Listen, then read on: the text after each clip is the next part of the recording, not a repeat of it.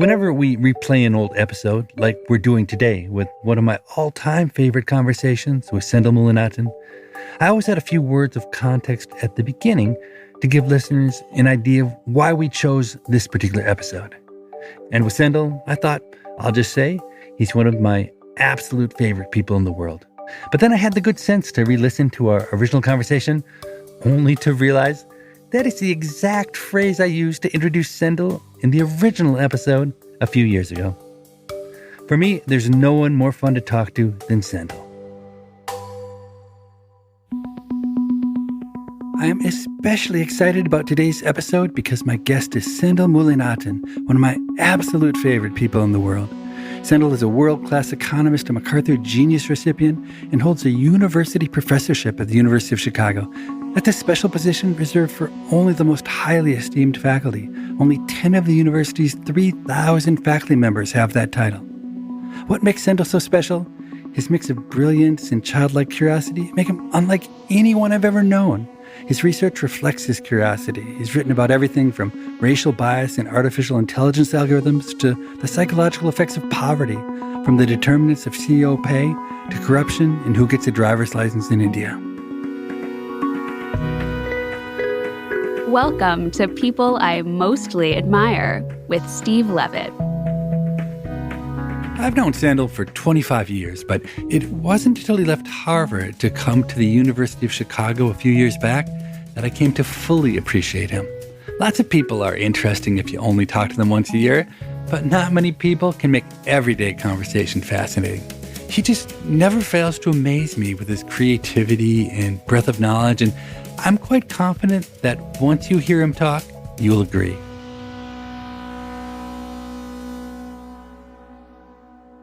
Sendhil, I always eagerly look forward to our conversations, and two reasons I love talking to you are, first, there's always something that has you so excited you can barely contain yourself, and second, what that something will be is completely unpredictable. So the last time we talked, it was an Oculus virtual reality headset that had transformed your life.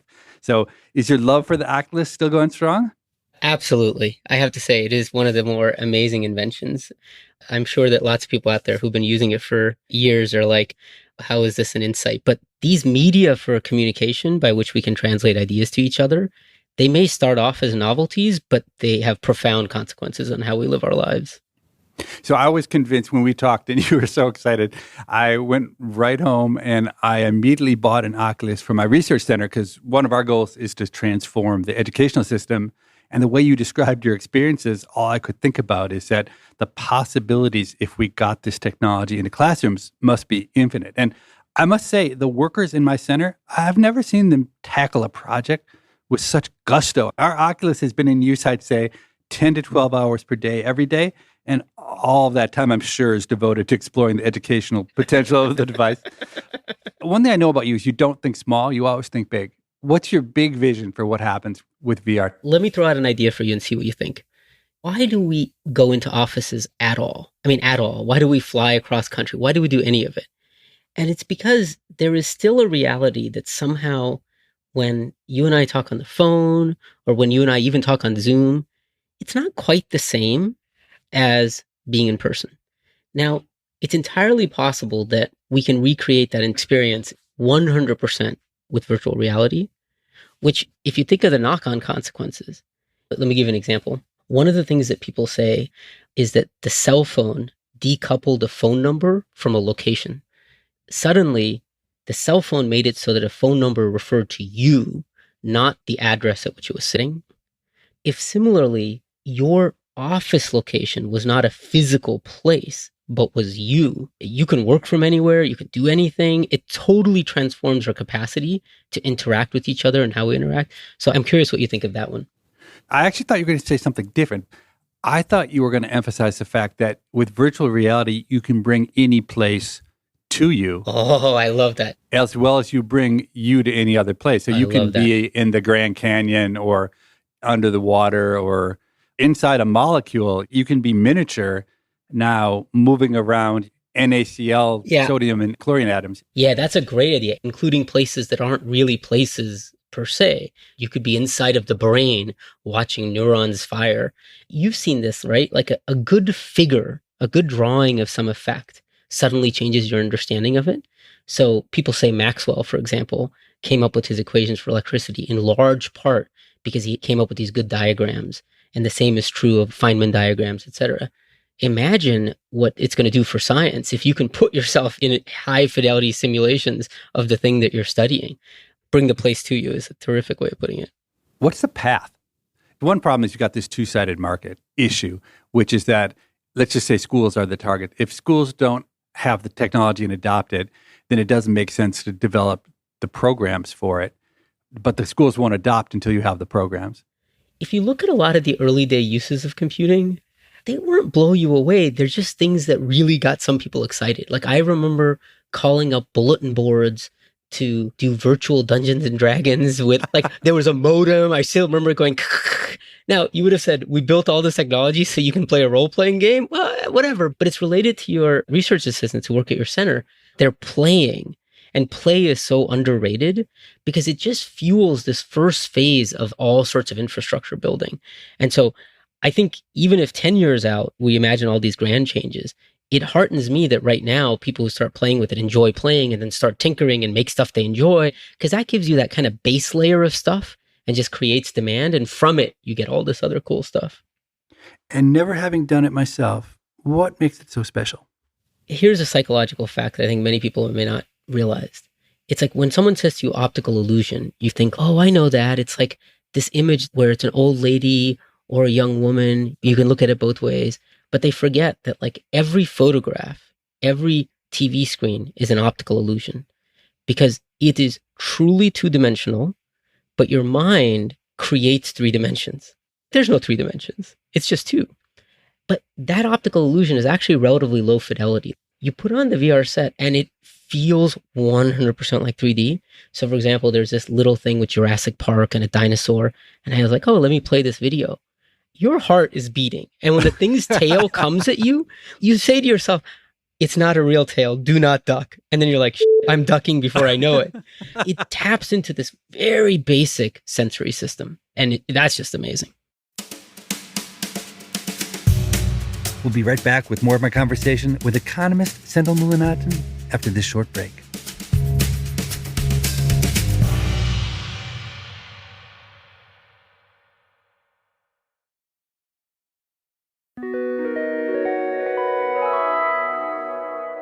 This is going to seem off point, but about 20 years ago in a seminar, you said something, Sendhil, and I remember virtually nothing from 20 years ago. It's incredible that I remember this. You were giving a seminar. We were both just young professors getting started. And you said something like, a stranger tells you some random fact. You're far more likely to remember that fact if the stranger is wearing a bright orange clown wig than if she's average looking, even though it's the same fact. And your point was about salience and how things that are unrelated to the actual content have a huge impact on how people perceive it. Now, I find it so ironic that I can remember this point you made about salience. Somehow you turned into the clown. Do you remember saying that? I don't remember the clown specifically, but it is something that stuck with me. The mind doesn't code information because it's important or you really want to remember it. It codes information because of these kind of salient things. And it reminds me of, I'm not going to ask if you read it, but have you at least pretended to read Marcel Proust's Remembrance of Things Past? No, I've never even pretended to read it. Some of us have pretended to read it. It's 6 volumes or something. So at a minimum, you can say things like, I read volume 1, even though you basically bought it. So the opening scene in there is exactly this. He's in bed and he bites into this Madeleine, this pastry, and suddenly he's flooded with this memory of being at his aunt's house. And he realizes it's because the flavor of this pastry is strongly associated with that time at his aunt's house. And something as simple as the smell and flavor brings with it these evocative, beautiful memories. And you'll notice this in yourself, like smell, so salient, brings with it so many things. The memory system doesn't work the way you want it to work. And so is it your hypothesis that lessons taught through virtual reality might be much stickier than other means of learning? Absolutely, yeah. I'd say that in general, we learn so much better when we're doing things than when we're just listening to things. I'll give an example. If I say to you, think of one of your favorite meals from a past vacation 5 years ago, you can probably remember, like you had it exactly once, but you can probably remember the dish and you can probably remember what was in it and you remember the feeling you had. That's astonishing. If I said to you, remember a good conversation, I'd be like, I don't know, we talked. It was nice. It was fun. But taste, smell, these things, they're just hardwired back in. So along those lines, I told you something I remembered from 20 years ago, but I also want to make a confession to you. You wrote a book, and I don't know, it must have been almost a decade ago, and the book was called Scarcity. And I love the book. I read it in 2 or 3 sittings. My blurb is on the cover of the book, and I raved about it to anyone who would listen. So as preparation for this conversation today, I went back and I looked at the book for the first time in ages. Obviously, I remember the key thesis of the book. Like, you have a really simple point that has stuck with me. But I would have sworn I have never read the book before. It's loaded with these stunning experimental results and these interesting stories. And as I read them, I felt like I had literally never read about this experiment before. When obviously I had, I would have thought that, oh yeah, of course, this is the study when the people weren't allowed to have lunch and then they had to do the word search. Oh yeah, I came back. Nothing. I wonder if my chronic lack of sleep from having too many kids has really left me somehow deeply mentally impaired. What do you think? So that's at the heart of this app that we're releasing that I want to tell you about in a second. But I also want to tell you that your experience is the experience everybody has. Lately, I've asked people the following question. Hey, what's a novel that you really like? And they'll tell me the novel. And I'm like, great. Can you tell me how it ends? And they're like, oh. I said, okay, fine. You can't do that. Can you tell me 2 of the main characters' names? They're like, I remember one kind of. And it's amazing how quickly things that you've read, they come in and they go out the other ear. It's just astonishing. Do you think that's particular to reading? Is reading an especially bad way to gather information, or you think it's more generic? I think it's 2 things. We imagine the mind to be this sort of warehouse of information, but don't appreciate how much is just open doors. It's like a train station that people walk through. Like, ideas are just going through the train station of our mind. Not many things stay behind. But you're onto something. I think reading is just such a bad way to learn because in many ways it's passive. It's not experiential. Like, you remember your experiences. You remember the feeling of being on a roller coaster, those physical highs, those ahas that you yourself have experienced, but not the things that you've read about. One of the things, therefore, I try to do in class is, rather than teach people things, I try to create little experiences for them. You'll like this one, Steve. So, do you know this $20 auction? You basically say, I'm going to auction off this $20 bill. Where both people have to pay? Both people have to pay. I love that. Yeah. Tell people about it. It's incredible. Yeah. In class, I hold it up and say, here's a $20 bill. I'm going to auction it off. And I'm going to give it to the winner just to make things interesting. The highest bidder wins the bill and pays. The second highest bidder doesn't get anything, but they also pay. So at first, everyone's a little hesitant. You're like, okay, $20 and minimum increments of bids of $1. So, of course, somebody says $1. And you say, okay, $1. Going once, going twice. I'm not going to let this guy get $20 for $1. So someone else bids $2. And that's all you need. So the key is that, unlike every other auction in the world, both the high bidder and the second place bidder both have to pay. They pay whatever their bid was. Exactly. And the highest bidder wins the bill. Yep. Okay, so once you have one person bid $1 and somebody else has bid $2, think of what is about to happen. I say, okay, going once, going twice. The $1 bidder is like, well, I'm not going to get this guy get it for $2 to get to $3. And they just keep leapfrogging each other. A crucial thing happens when someone has bid 10 and 9. The $9 bidder says, I'll bid 11. At that point, I'm making a profit. I've now just auctioned off a $20 bill. At a minimum, I'm making $1 profit because someone's bid 11, someone's bid 10, I'm getting 21, I'm giving up $20. It seems absurd that I'm making a profit off of this. And the second crucial thing that happens when the highest bid is at 19, because at that point, both players know this is not going to end well, but they don't want to be the one for whom it ends badly. So the $18 bidder's, well, I'm going to lose 18 anyway. Let me bid 20. I've seen this happen. It's always the same. Until that point, they don't feel that bad because they feel like this is going to end at 20. Yeah. So I think, okay, fine. I'll bid 20. I'll break even. The other guy will bid 19. He'll lose 19. We'll be done. But then when you get to that point, something awful sets in. Because what happens then? The $19 bidder is like, I'm losing 19 and I'm not getting anything. If I just bid $21 for this $20 bill, I can at least recoup some of my losses. Once you cross that boundary, there is no stopping this freight train. It's especially awesome to do in classes when you have these sort of more bro-ish, because they just won't let go.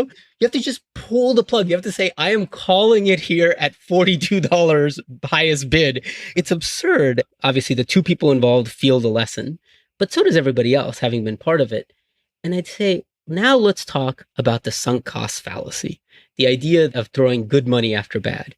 Now, when you talk about the sunk cost fallacy, it has real personal resonance. Like, people will remember this experience, and that lets them understand sunk cost fallacy more than if I just talked it through, don't throw good money after bad, etc. I never thought about that in terms of sunk costs.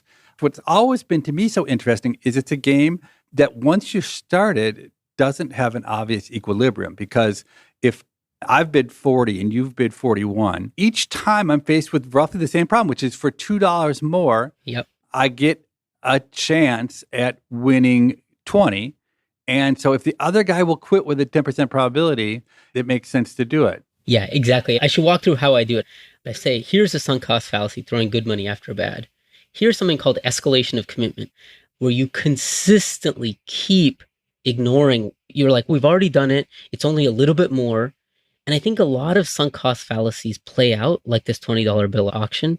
They're like these little escalation of commitments, if that makes sense. It's like you're in a bad relationship. Let's give it another week. Okay. But a week from now, where are you going to be that's that different than today? This project doesn't look that good. Let's give it another $10,000 investment and let's see how much. So there's this element of the thing where you've spent some resources, put yourself actually, ironically, not that differently from where you started. And you don't step back and say, where does this whole thing end? Locally, every single extra dollar seems to make sense. But if you step back, you're like, where does this thing end up? Yeah, the fact that every time you've spent the extra $2, the other guy has topped you, over time that should change your probability about what's going to happen next. And related to that decision-making, I woke up in the morning for maybe 5 straight years, and the first thing I thought about every morning is, should I quit my job as a professor? And every morning I thought, God, I would so like to quit, but I can always quit tomorrow, and maybe something will happen today that will make me change my mind. And so I literally delayed my decision because I had this third option, which is, well, as long as I can wait till tomorrow, the cost of waiting is really small.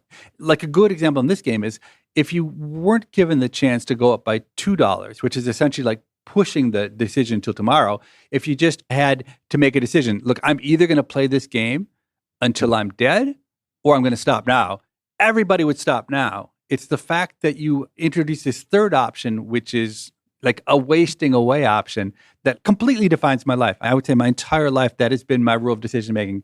Your point about deferring to tomorrow is so profound, because I think there's a deep psychological bias that you tend to think tomorrow will somehow be different. It shows up in so many aspects of life where if you just say to yourself, if tomorrow is a repeat of yesterday, how would I behave differently? And so many things change. There's an employee, they're not that good, they haven't done very well, and you're like, well, let's give them a chance. The first time giving them a chance may make sense, but after 4 times, you're like, if tomorrow is going to be a repeat of yesterday, what am I doing? And that simple heuristic, tomorrow is a repeat of yesterday, really cuts through a lot of clutter, like so much decision clutter. Do you use that in your own life? I try to use that in my own life. The place where I've gotten better and better at it is in trying to decide what I should do. What should I work on? And it's tempting to work on things that give you some pleasure in the future, but they're painful right now. And you end up with so many of those things. You say, wait a minute, will tomorrow be like today and yesterday, which is just a lot of grinding out in the hope of some big payoff in the future? That doesn't make any sense. It's like I'm lifting weights for some weightlifting competition that doesn't seem to ever appear. I loved your coin experiment. The coin experiment that Sendhil refers to is a research project I did to learn about whether or not people make good choices. I built a web page for people who were struggling with a hard decision. So should they quit their job or not? Maybe should they end a relationship or stick with it? And I invited those people to be part of an experiment. And if they agreed, I did something really simple. I flipped a coin. And if the coin toss came up heads, I encouraged them to make a change, to end that relationship, to quit the job. And if it came up tails, I encouraged them to stay the course. And the amazing thing is, almost 20,000 people flipped coins, and the outcome of the coin toss actually affected the way people behaved. And 6 months later, I surveyed those people to figure out how happy they were with their choices. I've taken away the fact that when you're near indifference, which is a lot of the people in your coin experiment, they're like, hey, I'm indifferent. I'll let you decide. And when you're near indifferent, you're not actually near indifferent. So, exactly. Right? You should be able to figure out which way the bias goes. You're like, I'm indifferent. Guess what? You have status quo bias. So if you're near indifferent, it's easy. Change.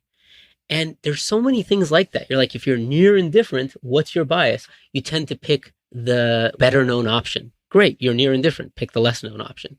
I found that just a very powerful situation, a powerful tool. Yeah, for me, it's just a great heuristic because every problem ends up turning into the same problem. As long as I have strong preferences, I follow my preferences. When I don't know what to do, I know that I'm just messed up because history tells me that I'm always stuck with the status quo. And so I should always make the change. Now, even knowing that, I don't make enough changes. It's interesting that I'm the author of a study that says when you're indifferent, you should make a change.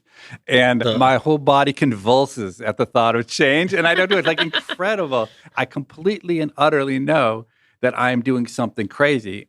And I do it anyway. So that's how powerful my status quo bias is. Oh my God, status quo bias is so powerful. I don't know if you're into food, but one thing I've noticed with food is if you say to somebody, try this, and they're like, oh, it has mushrooms. I don't like mushrooms. Go ahead, just give it a taste. No, I couldn't. I don't like What, are you allergic or poisonous to what? No. And I am completely like this. So much so that my ex-wife, I didn't like soy sauce. I was like, I don't like soy sauce. I don't like that at all. So she would secretly cook me things with soy sauce that I actually liked. It's this thing of like, why am I so wedded to this status quo that I don't even experiment a tiny bit? What does one mouthful cost me? Nothing. Right. And it is got to be a given that I don't dislike everything with mushrooms. That is absurd, right? I'm sure I dislike some mushrooms, but not all. And so in food, I really see it because the cost of experimentation is zero. And yet we do so little of it. I often say to people, they'll say, let's go to this restaurant. I have a favorite dish here. Okay, great. Have you tried any of the other dishes? No. How many times have you been here? Like 30 times. Each time, though, I have my favorite. I don't want to give up on my favorite. It's like, you tried one thing, try a few others. I have a rule of thumb at restaurants, which is I try one thing. If I like it, I'll go back there over and over. And if I don't like it, I will never go back. I almost never sample two things on a menu. Go back a second time. Do you try something else or you just try never. it? No, I wouldn't even think about it.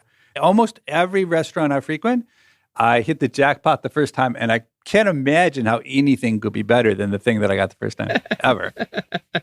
But I'm happy about that. Actually, that one doesn't bother me. I do a lot of things that bother me, but that one seems to me, that's sensible. Once you hit something good, why would you ever mess with success? Next time you go to your favorite restaurant, order the thing you like. And since I know you have the cash, order something else on top. It's like costless experimentation. Just see what it tastes like. Who knows? If they did one thing, maybe they do a second thing, right? You're listening to People I Mostly Admire with Steve Levitt and his conversation with economist Sendhil Mullainathan. After this short break, they'll return to talk about Sendhil's new app that helps people retain new ideas.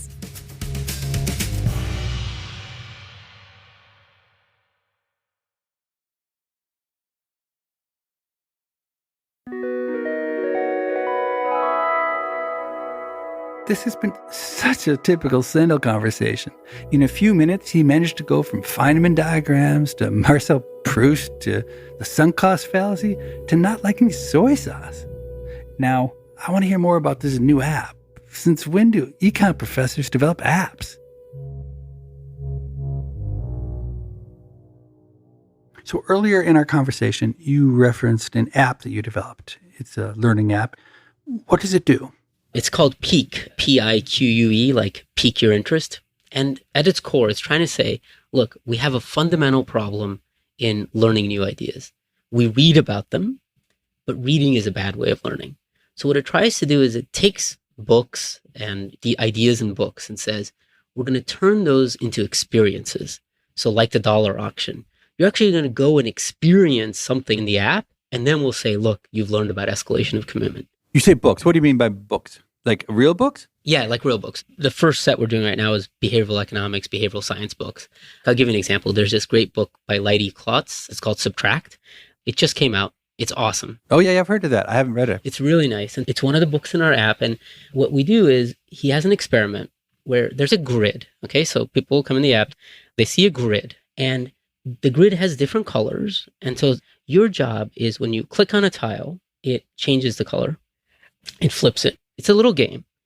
And what you want to do is you want to try to make the grid symmetric color-wise. Okay? And you find that in about 12 flips, you can make it symmetric. And there's actually a much easier way to do it than 12. I think it's 4 or 8 steps, much fewer. But when you do the 12, it's because you're looking to add colors to create symmetry. The way you do 4 is you remove colors to create symmetry. And Leidy's point in the book is that in many situations, we look to create good changes by addition. We rarely look to get to where we want through subtraction.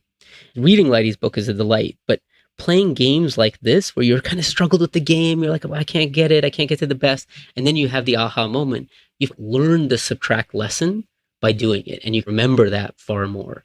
And so the app takes these books and creates these experiences.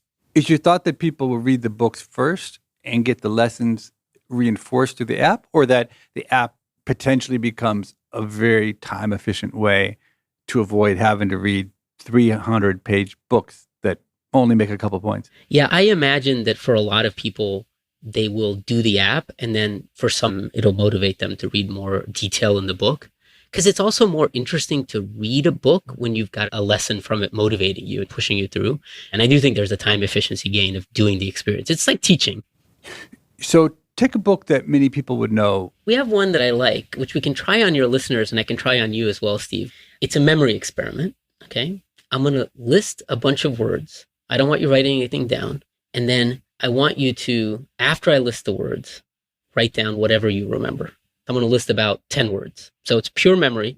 I'll say them out loud. Don't do anything. And then after I say go, write down as many as you can remember. Okay, here we go. Bed, rest, awake, nap, dream, wake, doze, snore, slumber, blanket, snooze, tired. Okay, go ahead. Just write down as many of these words as you can remember.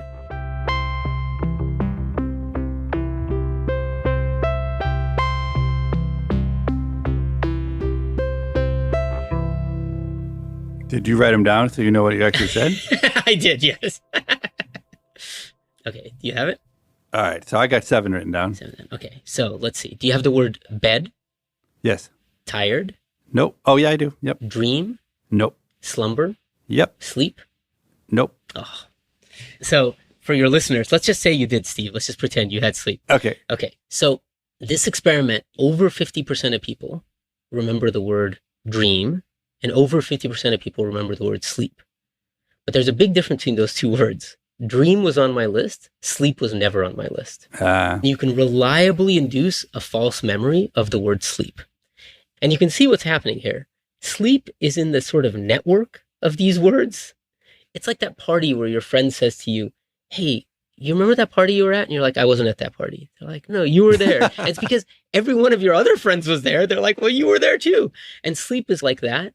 And so this is a false memory inducement. And you can give all sorts of lectures about people's memory is fallible, don't trust your memory. But you do an experiment like that, and suddenly people are like, I really remember the word sleep. And in fact, you did not remember the word sleep. And it teaches you a lesson around the fallibility of memory.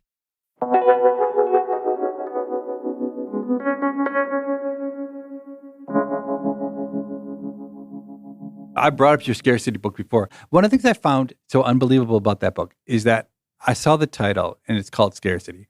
And I thought to myself, this is so arrogant because economics is the study of scarcity. And for the last 200 years, we've all been studying scarcity. So who does Sendhil think he is that he's going to have something new to say? And I read the book and I'm like, wow, Sendhil had something new to say.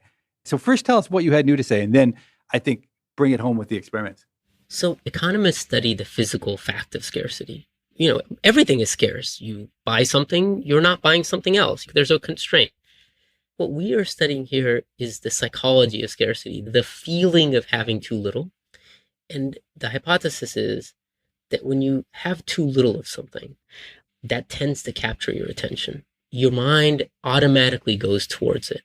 When you're very busy, your mind goes towards the things taking up your time and the deadlines, the things that are due.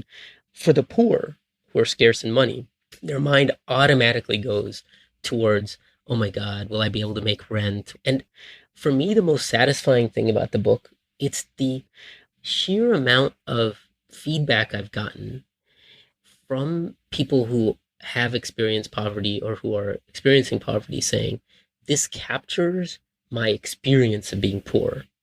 And I've had periods of poverty, and that's what you feel. Your mind just keeps going to this thing.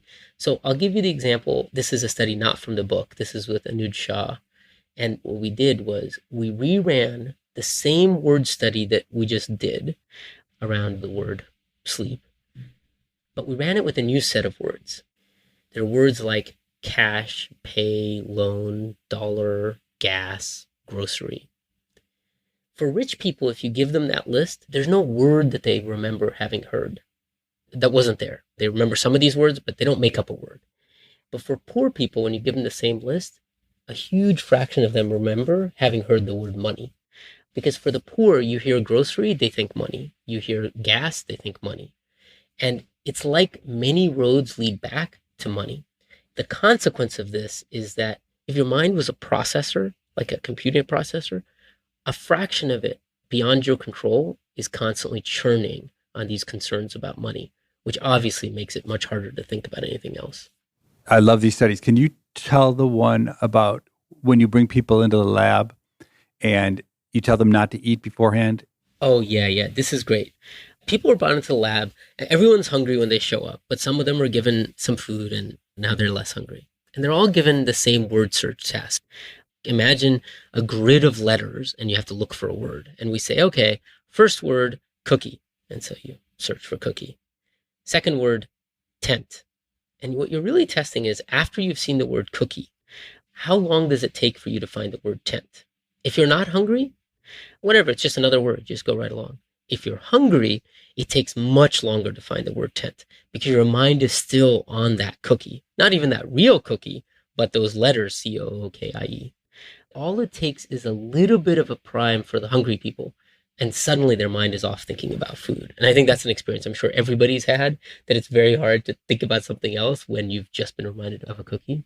And in these studies, the effects are huge. I mean, you talk about effects that when you prime people to think about what their problem is, we're talking about like a difference of 10 IQ points between otherwise identical people, some of whom are primed to be thinking about the problem that fills their mind? Yeah, exactly. The hypothesis is because it's taking up our bandwidth, as we call it, the effect on your effective IQ can be quite large. There's a study by Claire Duquesnoy where there are these sort of math exams that have word questions, and some of the word questions involve monetary things. Bob has $10, Fred has $5. And she basically shows that only for poor students, after you get a monetary themed question, you do much worse on the question that comes after. So much so that just having 1 in 10 more monetary questions in an exam reduces the performance gap by 6%. Wow, that's crazy. I should tell you one other study that we're just finishing, because what's been fun for me in the last 10 years is seeing people take these ideas and do new, different studies. So this is a study by Suanna Oh and Supri Kaur and Frank Schobach. So what they do is these are workers in India. They get paid every 2 weeks. Now, this is lean times, so you know what it's like. You haven't gotten paid yet, so you're pretty far away from your payday, so you're like, you're pretty tight on money. And what you find is if you just give them some of their paycheck, like 4 days early, their actual productivity goes up. They're actually just more productive because they can focus more at work. And the way that they're focusing more at work is pretty cool, because what these people are doing is they're making leaf plates. They're taking lots of little leaves and stitching them together to make a plate. And when you look at the workers who have just gotten a little cash infusion and don't feel as strained, you can look at the plates they make and they just have far fewer errors. Whereas the ones who did not get the financial infusion, you can see places where they made a mistake, had to take the stitches out and do it again and again. It's striking. You can see it in the way people work. And I started to notice how much of my own work comes from, is my mind fully there? That's just a big part. If I have anxiety or something that my mind keeps going to, that's the biggest detriment to all my work. This makes total sense, but it doesn't really give a lot of clues of getting out of poverty other than giving people a bunch of money. Are there other implications? I think there's definitely other implications. Economists are very sensitive to taxes. Like, we try not to tax when we can avoid it, but we're very insensitive to cognitive taxes. If I said to you, okay, you want to get financial aid?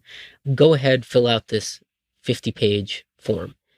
Yeah, that's a time tax. It's whatever. It's 2 hours. In fact, our theories say that's a good thing because, hey, if you really need it, you can fill it out.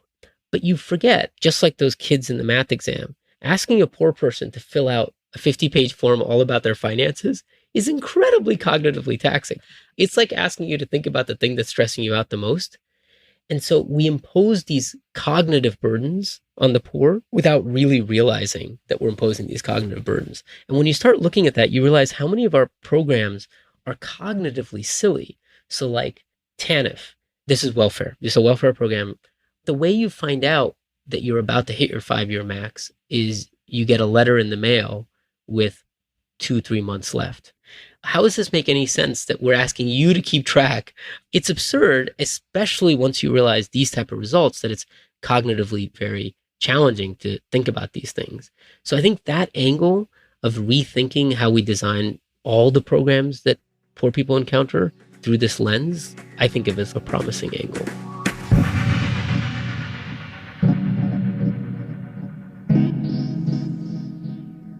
So you were in Cambridge back and forth between Harvard and MIT for over 2 decades. Why did you decide to move to the University of Chicago after all these years? The honest answer is actually very related to your flipping a coin study, actually. One of the things that was most influential was when I was trying to decide what to do, somebody said to me, sometimes change is good just for change's sake.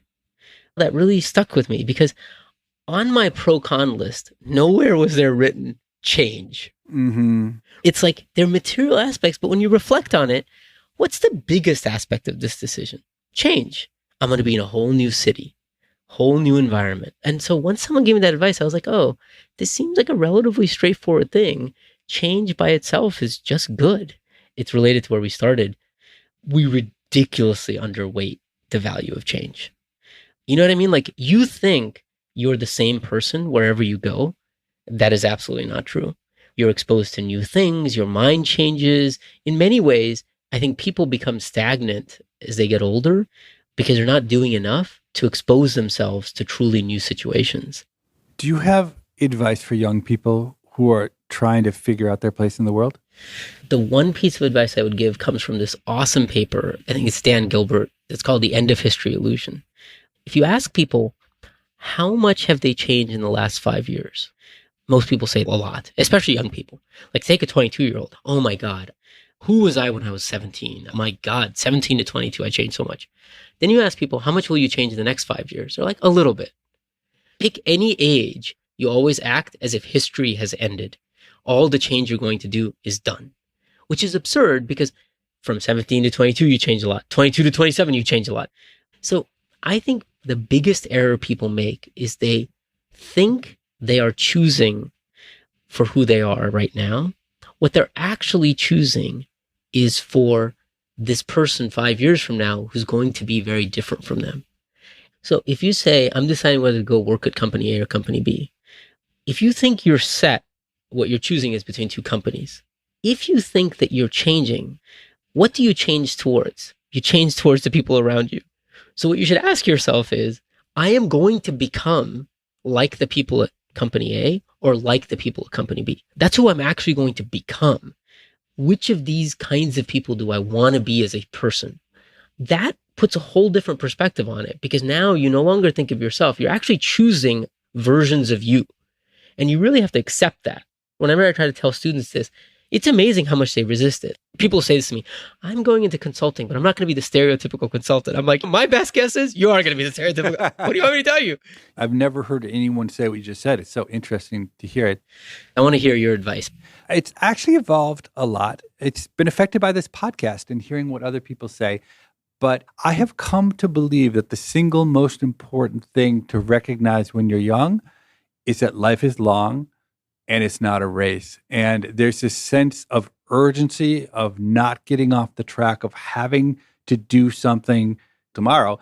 So before I went back to get a PhD, I spent 2 years doing consulting, and I was panicked that I was behind the other people. Look, it made no sense to be panicked about it. So that's really, to me, not being in a hurry and the luxury of knowing that you can make mistakes, you can experiment, you can dabble, and still have all the time in the world to be what you want to be. The most interesting people we know didn't know at 22 what they wanted to do. And some of the most interesting people don't know at 40 what they want to do. And that's good. If you're embracing life, that's what's going to happen. Yet somehow you feel like you ought to know. There's this fixation on it. It's okay. There's a lot of other stuff coming down the road. And I think society's gotten much worse on that. As I look at my teenage kids, the amount of focus they have about what college will they go to, what activities am I doing when I'm 13 that will positively influence my chance of getting into college. And that is a kind of rat race that I think we've done such a disservice to our kids. I feel like kids get less and less play. I mean, I went to Cornell, it was a very good school. And I remember being stressed about it, but I also didn't think to myself, I needed to check off a bunch of boxes to try and get into the best school. I just felt like I just had to be myself. Like a ton of time to just explore and just play and acquire interesting ideas and things. It made you able to enjoy and really become intellectual in a way that I couldn't imagine doing if my only goal were to get good grades and check the right boxes. It goes back to your Oculus point. I really liked it when you said these guys were playing with it. Like, play is ridiculously underrated. Every time I've licensed myself to mess around, great things have come, because that's how you get into really good ideas, is you mess around. What a great place to stop talking about play, because I really do believe that Sendhil's willingness to play is a huge part of what makes him special.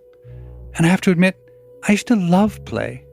But wow, do I find it hard to play these days with all my other obligations. But I'm making a promise to myself, at least for 1 week, inspired by Sendhil, I'm going to make play a priority. A few years have passed since we recorded this conversation, but I did have the chance to catch up with Sendhil recently, and I asked him, what new project are you most excited about? Here's what he had to say. A project I'm working on right now can best be seen by thinking back what it's like to learn anything. It feels like you're stuck in a maze and somebody is telling you what the exit looks like. Oh yeah, you'll see a red door. That's what it looks like to understand this thing. But you're just in this maze. You try going this way, you try going that way, and all the teacher can say to you is, look for the red door. You're like, I don't see a red door. Then keep going. It happens because there's a fundamental problem between the teacher and the learner. The learner doesn't know what they're trying to learn. The teacher knows what they're trying to teach, but they don't know where in the maze the student is stuck. They don't know what the misunderstanding is. It's very hard for someone who doesn't understand something to articulate why they don't understand it and how they don't understand it. The project we're working on tries to get past this mind-reading gap by actually using a huge amount of data on how students solve math problems. We're focused on math right now, 9th grade, 8th grade, 7th grade math, and saying, if we can just use this trove of data on students describing the steps they take in solving these math problems, maybe algorithms applied to this data can actually learn what are the ways that the student misunderstands. Once we have that, we have a map of the maze. If we had a map of the maze, we'll be able to look and for each student, be able to say, oh, now that you've told me this, I know where in the maze you are, and this is the way out of the maze, and this is the way to get to that red door. The end result that we have in mind here is an algorithm that can take in what students are doing and help us understand what they're thinking and what they're misunderstanding. And we think that could be revolutionary. Next week, we're back with a brand new episode featuring Ingrid Newkirk. She's the founder and leader of the animal rights group PETA, People for the Ethical Treatment of Animals.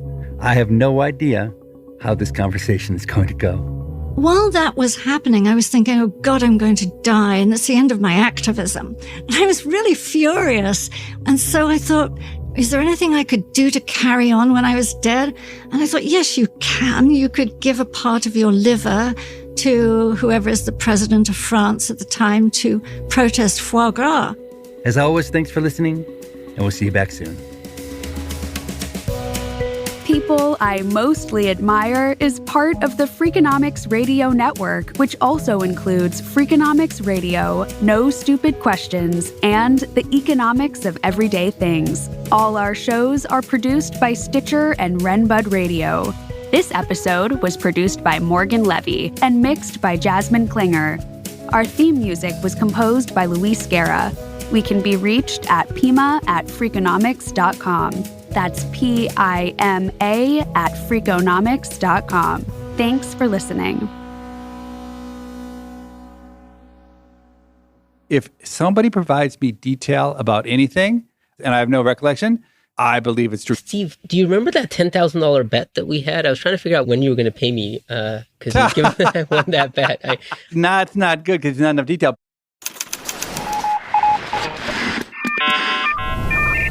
The Freakonomics Radio Network, the hidden side of everything. Stitcher.